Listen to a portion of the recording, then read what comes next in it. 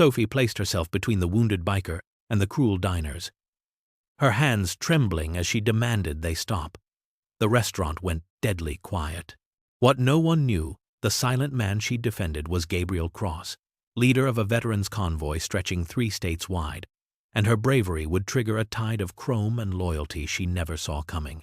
Before I continue the story, please subscribe. I need to reach 1,000 subscribers so I can keep bringing you stories like this every day.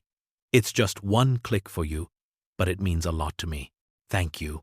The afternoon light slanted through the windows of Riverside Diner like fingers of gold reaching for something they could never quite touch, illuminating dust motes that danced in the air with a beauty that nobody noticed anymore. Sophie Martinez moved between the tables with the practiced grace of someone who had learned to make exhaustion look effortless, her feet aching in shoes that were 2 years past their prime, her smile gentle despite the weight she carried on shoulders that were thinner than they had been 3 years ago when she first took this job. She was 32 years old but felt ancient in the way that poverty ages a person, wearing down the spirit like water over stone. Steady and relentless. The diner was half empty. The usual afternoon crowd scattered across booths and tables, businessmen with their ties loosened and their voices loud, a few travelers passing through on their way to somewhere better, somewhere that held more promise than this small Nevada town where dreams came to die quietly.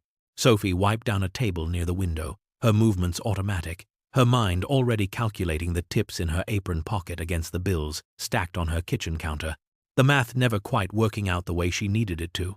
Her daughter Lily was 7 years old now, waiting at the neighbor's house with her homework and her endless questions about when Mommy would be home. And Sophie thought of her constantly, a bright spot of joy in a life that had grown increasingly dark since the day 4 years ago when she got the call about the construction accident, when her husband's name became past tense and her world tilted sideways into a grief so profound it left medical debt in its wake like the trail of a storm. She lived now in a cramped apartment above the hardware store, where the heat barely worked and the cold seeped through the walls during autumn nights like the one approaching, and she kept a jar of tips hidden in the freezer behind the frozen vegetables, savings so meager they would have been laughable if they weren't so desperately important. Craig, her manager, stood behind the counter with his perpetual scowl, a bitter man in his 50s who blamed the world for his failures and took it out on everyone around him, complaining now about the slow business, about the rising costs, about everything except his own shortcomings. Sophie moved past him with a quiet dignity that she wore like armor, treating everyone with respect because that was who she had chosen to be despite everything that tried to grind her down into something meaner, something harder. The bell above the door chimed and Sophie looked up out of habit, her customer service smile already forming. But it froze when she saw the man who entered. He was tall, late 40s perhaps, wearing a leather jacket so worn it looked like it had absorbed years of road dust and hard miles. And he limped noticeably, his left leg stiff and unwilling, each step clearly painful. His face was weathered in the way of men who had seen too much sun and not enough kindness, scarred along one cheek, and his right eye was bruised and swollen nearly shut, the purple spreading across his temple where dried blood had crusted. His clothes were rumpled and torn at the shoulder, and when he moved toward the corner booth, he moved like a man who was carrying a weight far heavier than his own body, sitting down heavily with a wince that made Sophie's heart constrict with sympathy. She approached him carefully, the way one might approach something wounded and potentially dangerous. And she saw his injuries up close now, the way his hands trembled slightly when he reached for the water glass, the exhaustion that sat in his eyes like something permanent. She asked him gently if he needed her to call someone, a doctor perhaps, her voice soft with genuine concern. And he shook his head, his voice low and rough like gravel, when he told her he just wanted coffee, black, and whatever soup they had today. Sophie brought him the coffee with extra napkins, placing the bowl of soup down carefully, telling him it was hot, to be careful, small kindnesses that cost her nothing but seemed to mean something to this stranger who would not meet her eyes. He nodded without speaking, and Sophie returned to her other tables. But she found herself watching him, this broken man in the corner, who ate his soup slowly with hands that still shook. 3 businessmen at a nearby table noticed him too. But their notice was different. Cruel in the way that people can be cruel when they feel superior, when they see someone below them on the ladder of worth. Richard Thornton led them, a real estate developer in his mid-40s, with an expensive suit and a smile that held no warmth, flanked by 2 younger men who laughed too loud at his jokes and competed for his approval.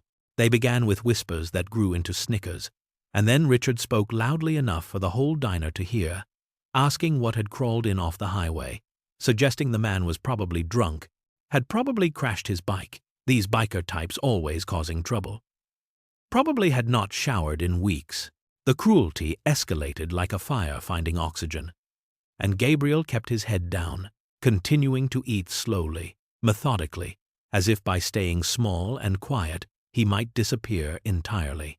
The comments grew crueler still, suggestions that they should call the police, that this was a family establishment and they should not have to eat near that, gesturing toward Gabriel as if he were something subhuman, something offensive to their sensibilities.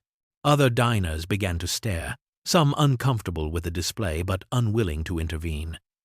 Others amused in the way that people find entertainment in another person's humiliation.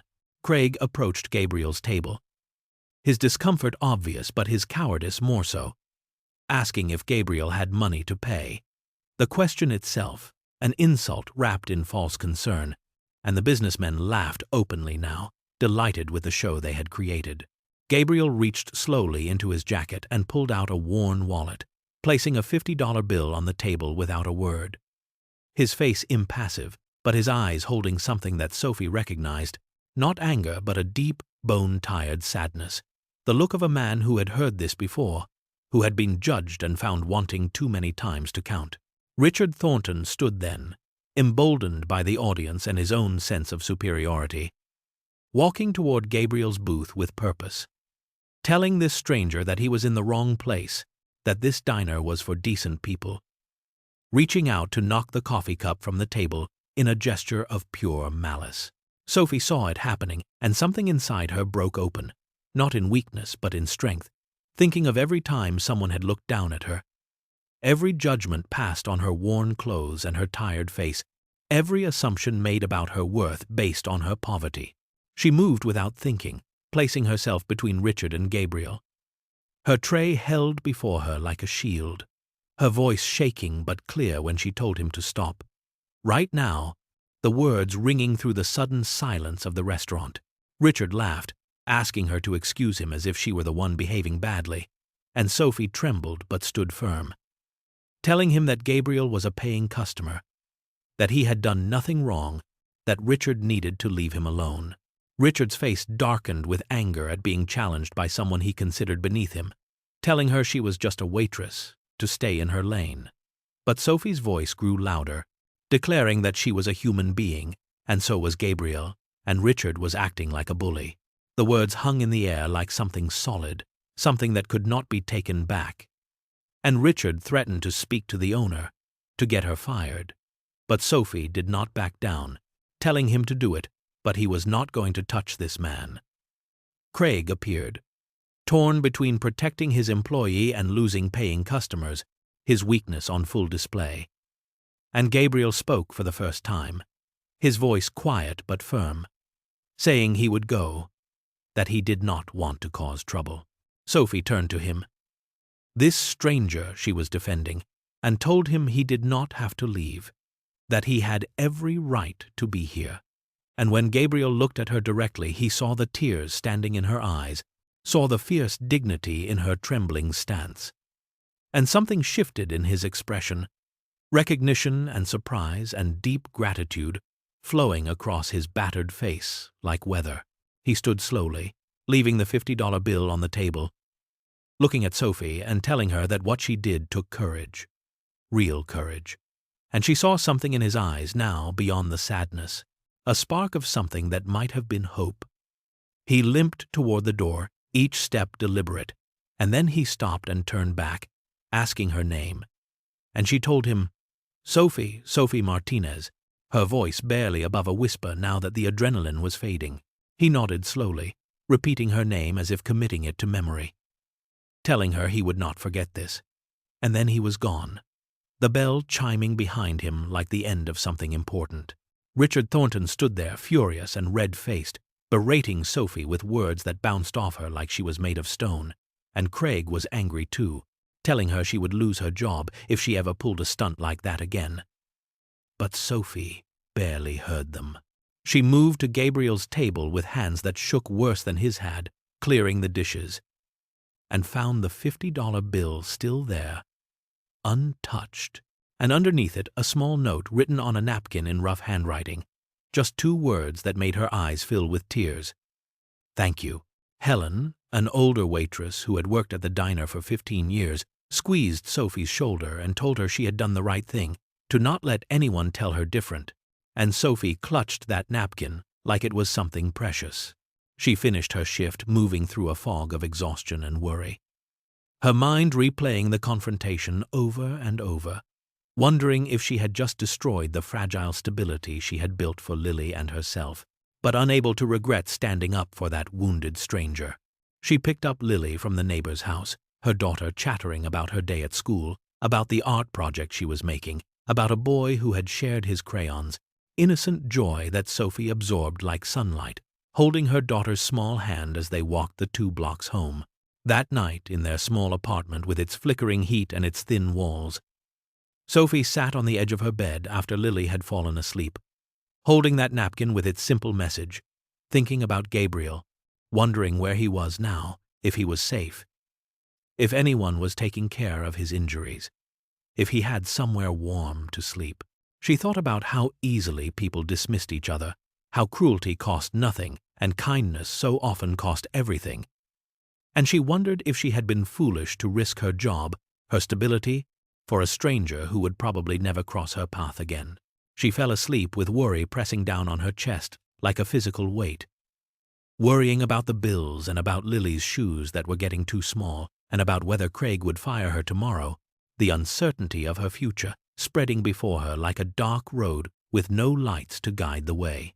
But somewhere beneath the worry was something else, something small and stubborn, a feeling that what she had done mattered, that standing up for another human being was never wrong even when it cost you something, and she held on to that feeling as she drifted into an uneasy sleep, unaware that her life had just changed in ways she could never have imagined, that her single act of courage had set in motion a chain of events that would ripple outward like stones thrown into still water, touching hundreds of lives and transforming everything she thought she knew about kindness and community and what it means to be seen. Sophie returned to the diner an hour later for the evening shift, with her nerves still jangling like broken bells, the confrontation replaying in her mind in fragments that felt both distant and immediate, wondering if this would be her last night working at Riverside Diner, if Craig would find a reason to let her go before the week was done. The dinner crowd was thin, scattered across tables like seeds that had fallen on hard ground, and the atmosphere hung heavy with unspoken tension, the other staff members offering her sympathetic smiles, but staying carefully distant as if her courage might be contagious, and they were not ready to catch it. Craig would not look at her directly, busying himself behind the counter with tasks that did not need doing, and Sophie moved through her duties with mechanical precision, refilling water glasses and taking orders and pretending that everything was normal when nothing felt normal anymore. Outside the windows, the sun was setting, casting long shadows across the parking lot, the sky bleeding orange and purple like a wound, and Sophie thought about Lily safe at the neighbor's house, about the bills waiting on her kitchen counter, about the uncertain future that stretched before her like a road disappearing into fog. She was carrying a tray of sodas to table 7 when she first heard it, a sound so faint she thought she might be imagining it, a low rumble like distant thunder rolling across the desert. But thunder did not come in autumn. Not in Nevada. Not like this. The sound did not fade but grew instead, building in volume and intensity until the windows began to vibrate in their frames, the glasses on the tables trembling, condensation sliding down their sides in tiny rivers. Diners looked up from their meals, with confusion transforming into alarm, heads turning toward the windows, toward the parking lot, toward the source of this growing roar that seemed to come from everywhere and nowhere at once. The rumble became a thunder, and the thunder became something more. The unmistakable sound of engines, motorcycle engines, not just a few, but dozens of them, maybe hundreds, the sound building and building until it filled the diner like a physical presence, pressing against eardrums and rattling bones. Sophie stood frozen with her tray still in her hands, watching through the window as they appeared. Motorcycles cresting the slight rise in the highway like a wave of chrome and leather and purpose, a river of metal and determination flowing toward the diner with inexorable intent. They filled the parking lot in seconds, spilling onto the highway shoulder, onto the dirt lot next door. More and more of them coming in formation, their headlights cutting through the gathering dusk like searchlights, and then more still, wave after wave of riders on bikes of every make and model, big touring bikes and smaller sport bikes and everything in between, all converging on this small roadside diner as if summoned by some invisible signal. The roar was deafening now, shaking the building, making conversation impossible. And then suddenly, all at once, the engines cut off and silence fell like a hammer, so complete and so profound that it felt louder than the noise had been.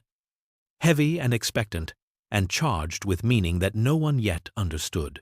Everyone in the diner stared out the windows at the sea of motorcycles and the riders sitting astride them, frozen in tableau, waiting for something, and Sophie felt her heart hammering against her ribs so hard she thought it might break through, her hands gripping the tray until her knuckles went white, her mind unable to process what she was seeing.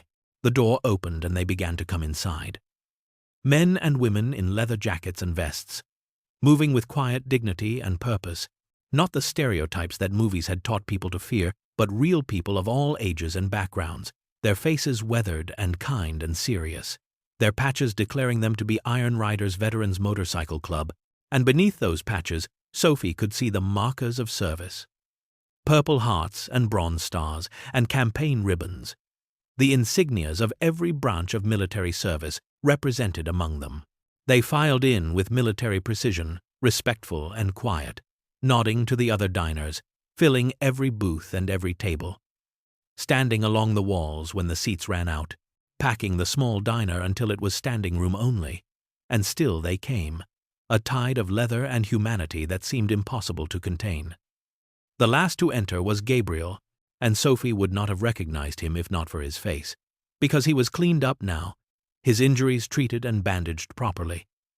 Wearing a vest that bore patches of rank and authority, the word president stitched above his heart, the word founder beneath it. And he walked without limping now, standing tall and straight, transformed from the wounded man who had limped through this door an hour ago into someone commanding and powerful and impossible to ignore. Behind him walked a woman in her 60s, with silver hair pulled back severely, her bearing regal and military, her own vest marking her as second in command, and her eyes swept the room with the assessing gaze of someone who had led soldiers into battle and brought them home again. Gabriel's eyes found Sophie where she stood frozen by the kitchen door, and something passed between them, recognition and promise, and a debt about to be repaid. And then he walked to the center of the diner, where everyone could see him, where his presence commanded attention without him having to ask for it.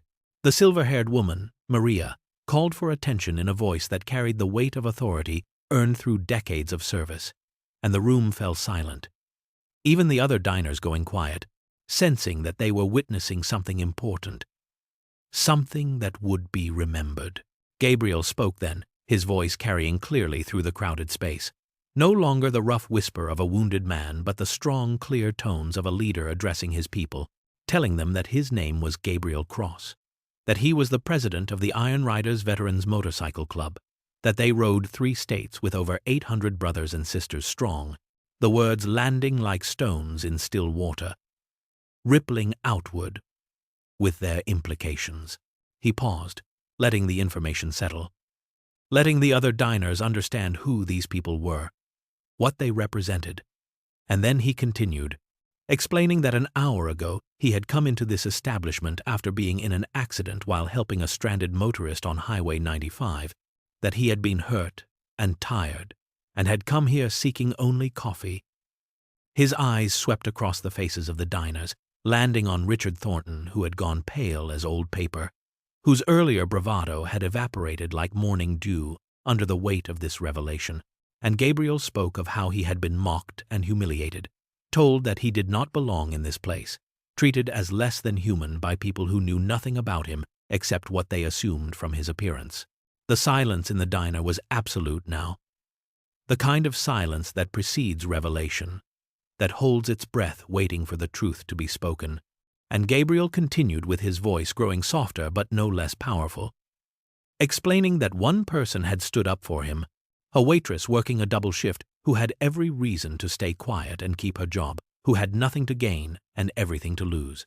He looked directly at Sophie then, holding her gaze with eyes that held gratitude so profound it seemed to shine, speaking her name like a benediction. Sophie Martinez, telling everyone how she had put herself between him and cruelty, how she had seen him as human when others saw only trash, how in that moment she had embodied everything he had spent 22 years in the military fighting to protect. The room remained silent as Gabriel spoke of military values, of the saying that you are only as strong as the person beside you, of how Sophie had stood beside a stranger and shown the truest kind of strength, the strength of compassion and courage combined. Maria stepped forward then, her voice ringing with conviction as she declared that they took care of their own, and that anyone who stood with them was their own. And suddenly the bikers were moving, pulling out wallets from pockets and vest compartments, rising from their seats and forming a line, one by one approaching Sophie with their hands extended, pressing money into her trembling fingers, 20s and 50s and hundreds, each one accompanied by words spoken softly but with fierce sincerity. For your courage, for your kindness, for showing us there is still good in the world. Sophie tried to refuse, shaking her head, tears streaming down her face unchecked. But they would not be denied. These men and women who had served their country and found brotherhood on the open road, who understood what it meant to stand up. When standing up cost you something. Gabriel came to her last, placing his hand gently on her shoulder, asking her please to let them do this, explaining that she had given him dignity when he needed it most, that she had reminded him why the fight mattered. And now they wanted to give her this small thing in return, this gesture that could never truly repay what she had given, but could at least acknowledge it. The other diners watched with faces that reflected shame and wonder, and something like understanding, seeing their own failures mirrored in this moment of grace. And slowly they too began to rise, adding their own contributions to the growing pile of money in Sophie's apron. Regular customers who had eaten at this diner for years, travelers passing through who happened to witness this moment, even Craig emerging from behind the counter with folded bills and a mumbled apology that Sophie could barely hear through her tears. Richard Thornton tried to slip out the door, but Maria was there, blocking his exit with the immovable presence of someone who had faced down far more dangerous men than this small-town bully.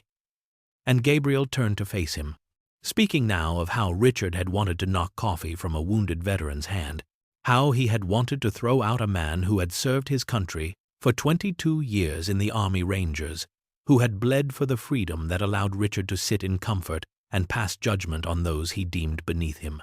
Richard stammered out apologies that rang hollow in the charged air, but Gabriel told him quietly that he did not need Richard's apologies, gesturing toward Sophie, telling Richard that she was the one who deserved his remorse.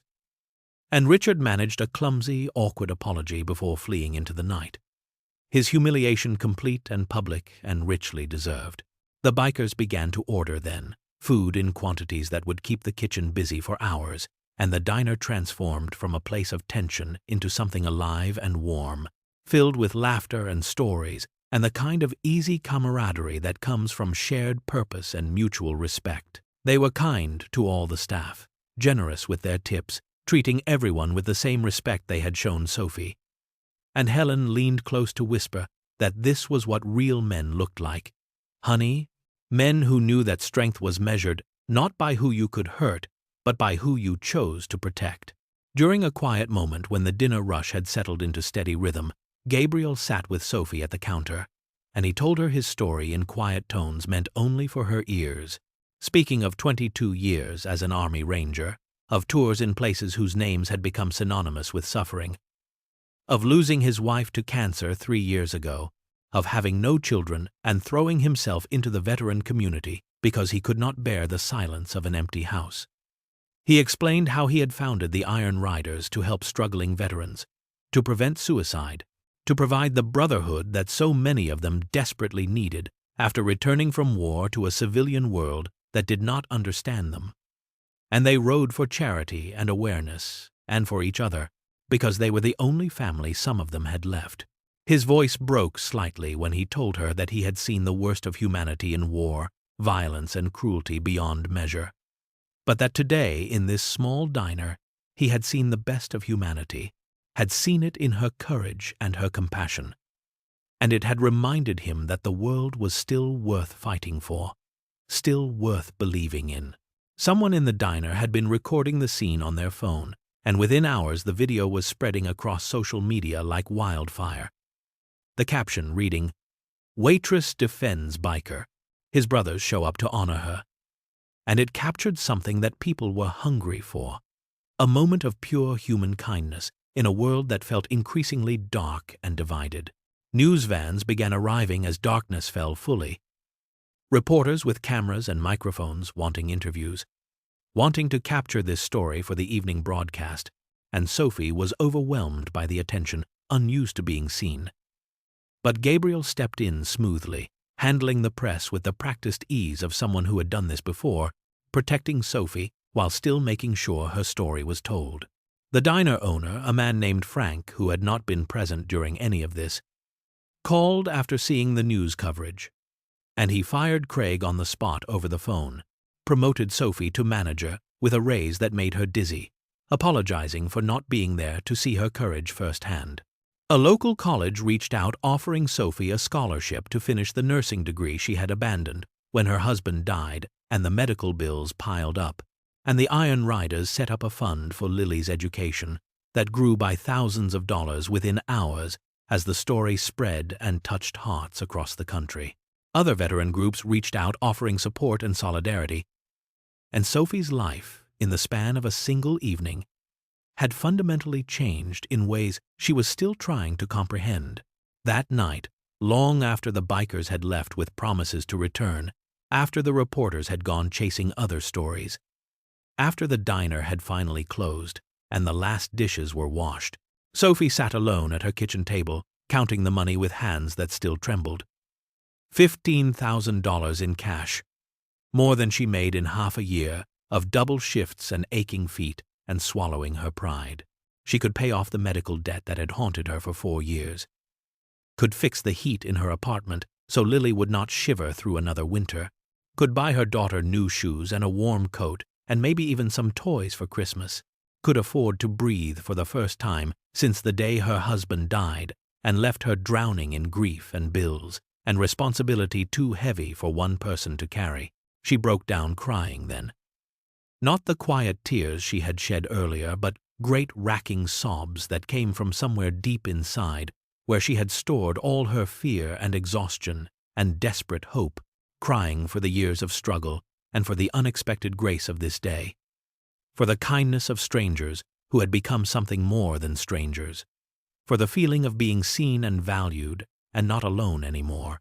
And she cried until she had no tears left, until she felt emptied out and clean and ready to begin again with this impossible gift she had been given for doing nothing more than treating another human being with dignity and respect. In the days that followed, Gabriel and the Iron Riders returned to Riverside Diner not once, but many times, their motorcycles becoming a familiar sight in the parking lot, their presence transforming the struggling roadside restaurant into something more, an unofficial gathering place where veterans could find welcome and understanding, and the kind of community that so many of them had lost when they left the service. Business boomed as word spread that this was a place where those who had served were honored, where a waitress turned manager had stood up for one of their own, and Sophie adjusted to her new role with a grace that surprised even herself. Hiring additional staff, training them in the philosophy that everyone who walked through that door deserved dignity and respect, regardless of their appearance or circumstance. Gabriel became a regular fixture, stopping by most mornings for coffee and conversation, and Sophie found herself looking forward to these visits in a way that felt both comfortable and unsettling. This deep and unexpected friendship that had formed between two wounded people who recognized in each other the scars that the world could not see. They were both carrying losses too heavy to speak of easily, both learning to live in the aftermath of grief. And they found in their conversations a kind of understanding that required few words, a companionship built on shared recognition of what it meant to survive when surviving felt like the hardest thing in the world. Sophie began to change in subtle ways that became more noticeable with each passing week, standing taller, smiling more freely, the constant worry that had lined her face easing into something softer, something that looked almost like hope. She decorated the diner with photographs of the Iron Riders on their charity rides, hung American flags and service branch flags along one wall, declared Riverside Diner a veteran-friendly establishment, and instituted a policy of free coffee for anyone with military identification, gestures that cost little but meant everything to those who had felt invisible for too long.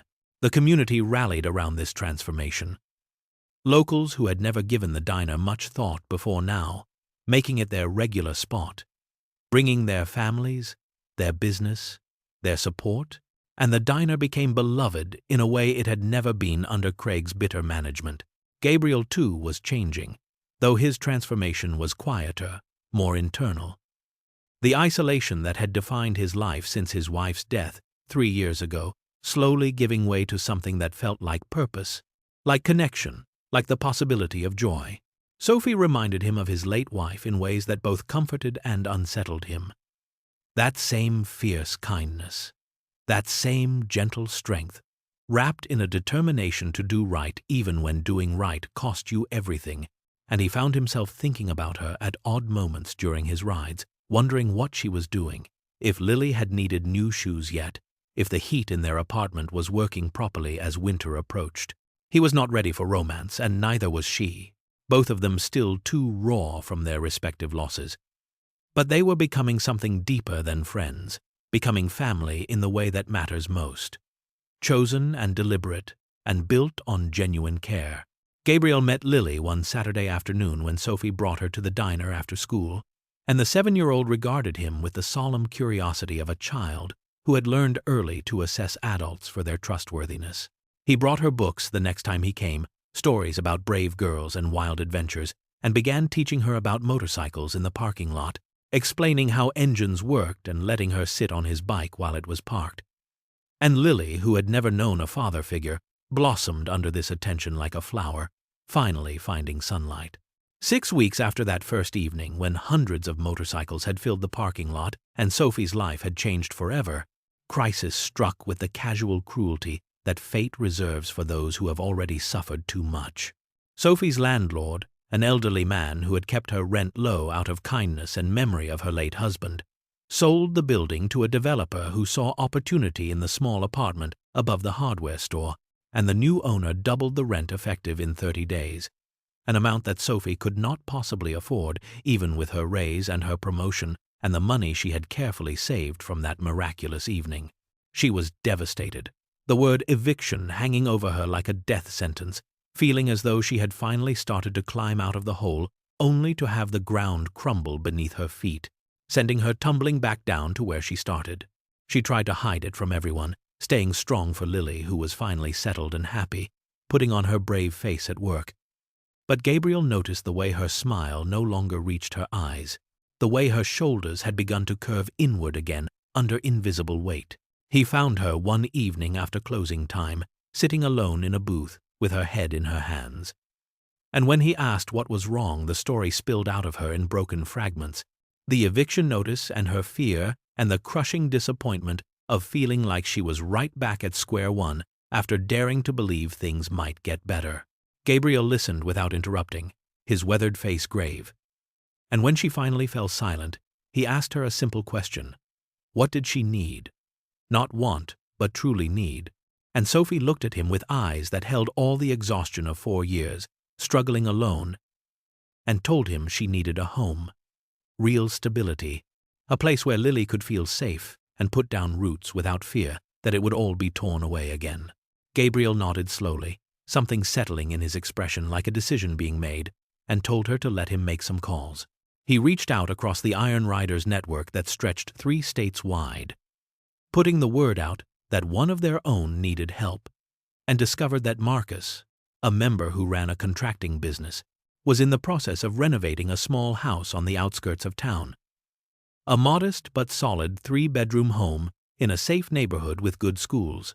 Marcus offered to sell it to Sophie at cost with a manageable mortgage that her new salary could support. But Sophie still did not have money for a down payment, her credit ruined by medical debt and years of barely keeping her head above water. Gabriel looked at the problem from every angle and then made another call. This one to Maria. And together they began organizing something that would become known throughout the veteran community as the Ride for Sophie, the Ride for Kindness. A fundraiser ride that drew participants from motorcycle clubs across the entire region.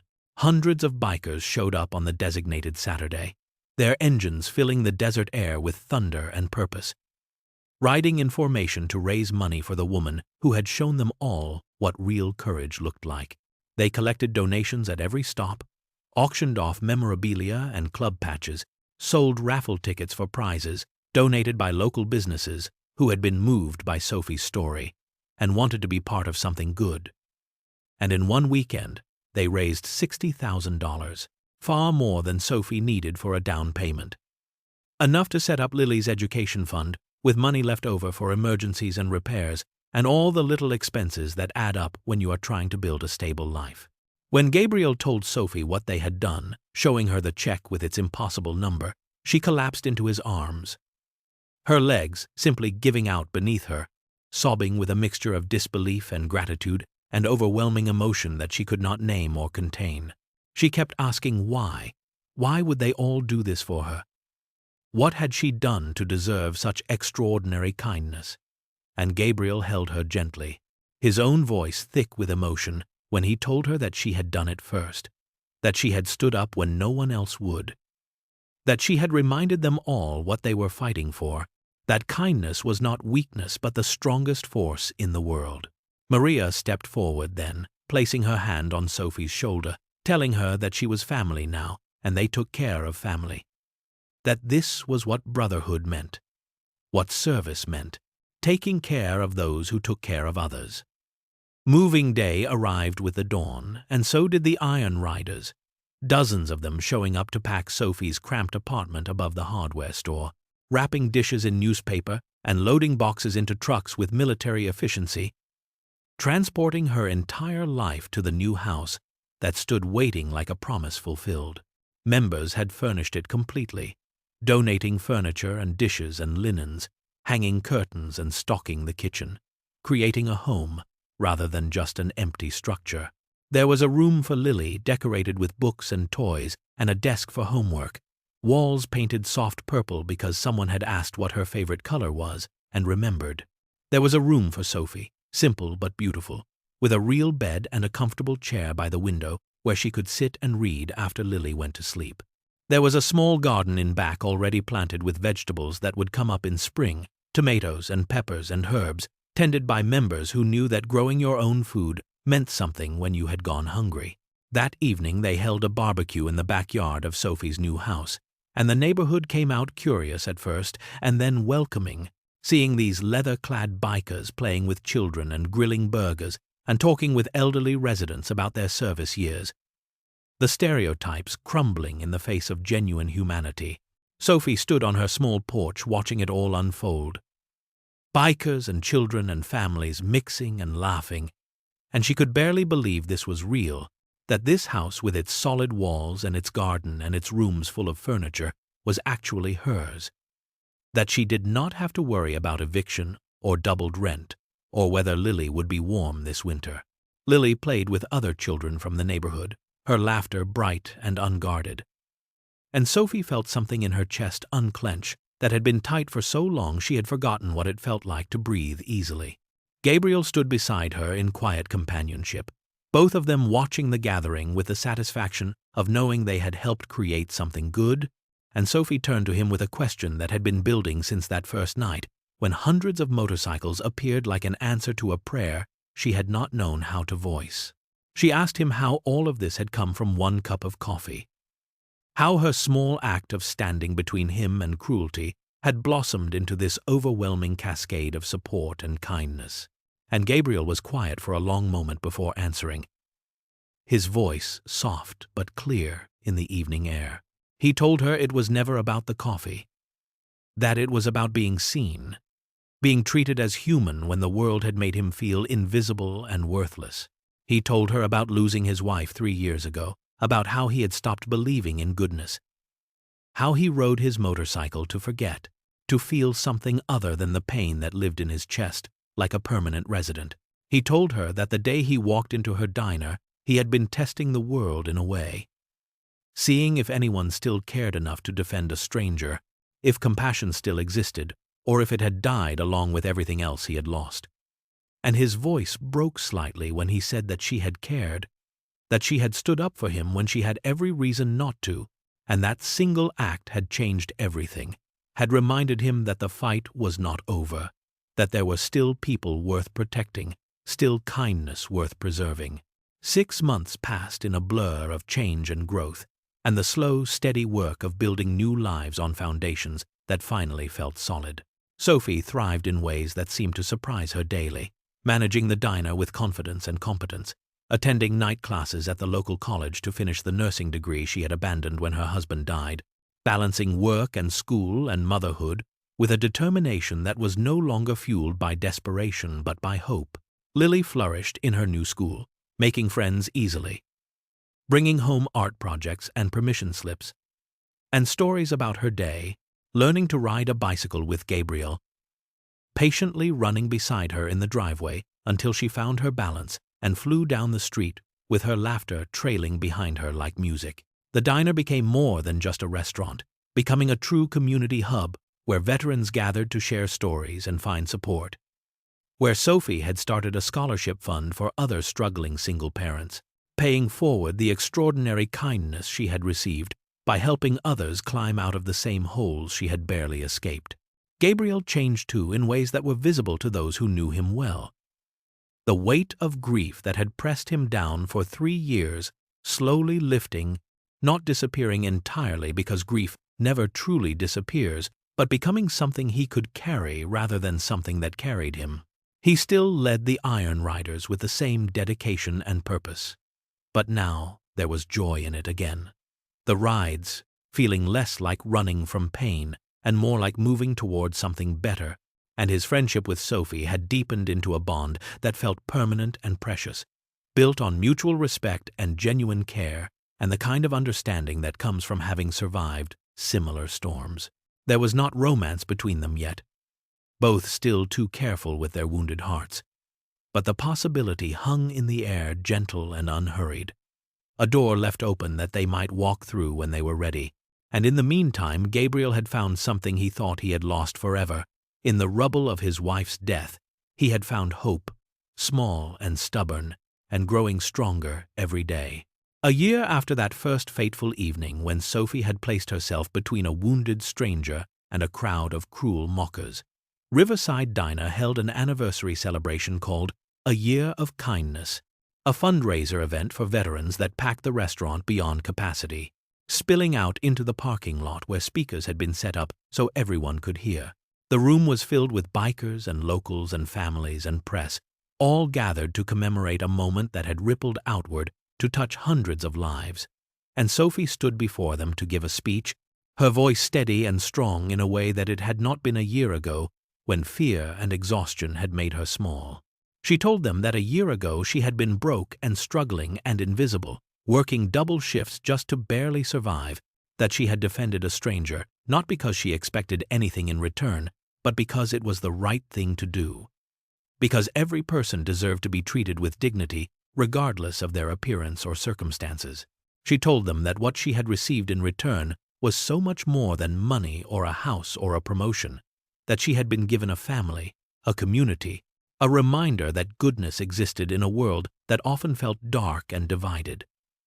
And her voice grew thick with emotion when she spoke of Gabriel and the Iron Riders, of how they had taught her that one act of kindness creates ripples that spread outward, touching lives in ways you can never predict or measure, that courage is contagious and compassion multiplies. And sometimes, standing up for one person means hundreds will stand up for you. She looked directly at Gabriel then, smiling through tears, thanking him for showing her that defending others means someone will defend you, that vulnerability is not weakness and kindness is not foolishness. And the room erupted in applause that went on and on until Sophie had to gesture for quiet, overwhelmed by the love and support that surrounded her like a physical embrace. The story of Sophie and Gabriel spread far beyond that small Nevada town, becoming one of those rare moments that captures hearts across divisions and reminds people of what they could be at their best. And now it must be told in a way that speaks directly to those who are listening, breaking through the fourth wall to deliver its final truth. Sophie's life changed forever because she chose kindness over fear, because she refused to stay silent when silence would have been safer, because she saw a wounded stranger and decided that his humanity mattered more than her comfort. Gabriel found hope and healing because someone looked past his scars and his circumstances and saw the man underneath, treated him with the dignity that every veteran who has sacrificed for their country deserves but does not always receive.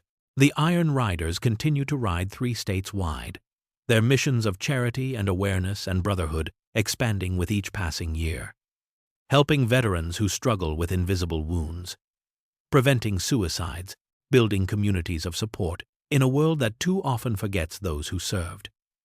And in that small Nevada town, Riverside Diner stands as a living reminder that one voice raised in defense of another can change everything. That one moment of courage can ripple outward, touching hundreds of lives.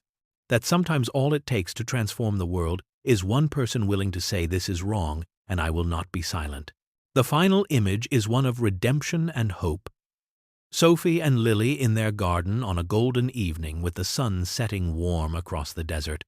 Gabriel kneeling beside them, teaching the little girl how to plant tomatoes, showing her how to make a hole in the earth and tuck the seedling in gently and cover its roots with soil, his weathered hands patient and kind beside her small ones. And motorcycles are parked in the driveway, gleaming chrome and leather, symbols of brotherhood and loyalty and the kind of family you choose rather than inherit.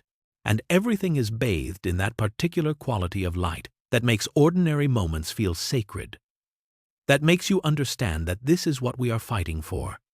These small kindnesses, these connections, these moments when we choose each other over our own fear.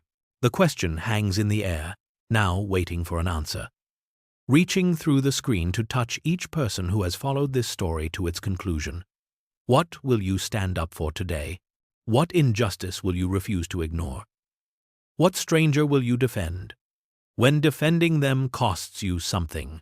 Because the world is full of wounded people waiting in diners and on street corners and in quiet desperation, hoping that someone will see them, really see them, and decide that their humanity matters more than convenience or safety or the approval of those who mock what they do not understand. And your courage, your kindness, your willingness to place yourself between cruelty and its target might be the spark that changes everything, that creates ripples spreading outward in ways you will never fully know, touching lives and building communities and reminding us all that we are stronger together than we ever could be alone. That standing up for someone means teaching others to stand up too, and that sometimes the smallest acts of compassion are actually the most powerful forces for change. In a world that desperately needs more people willing to say enough, willing to choose kindness over fear, willing to be the one who stands when everyone else sits silent.